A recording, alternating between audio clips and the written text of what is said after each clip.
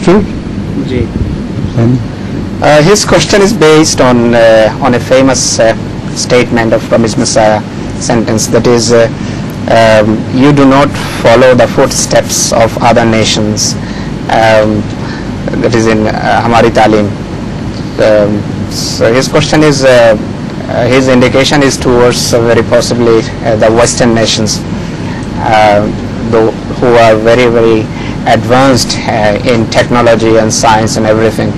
So we are actually forced or bound to follow their footsteps in such regards, their technology, their discoveries. If you misunderstood as Islam, it only means that the evils of other nations, whether they are Western or Eastern, even there are some evil trends in Bangladesh. So while being Bengali, you should not follow their trend. So other nations means, apart from your Ahmediyya Muslim faith, whoever is against it and has any cultural trends to mislead you, do not follow.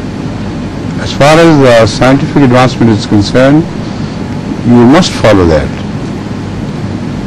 because Hazrat Muslim has also made a prophecy that my slaves, my servants will increase in knowledge so much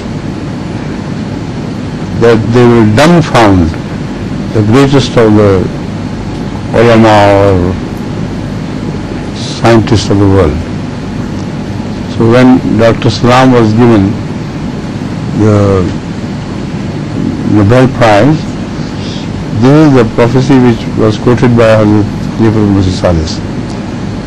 This is the beginning of the fulfillment. So how could he have advised Hazrat against his own prophecy?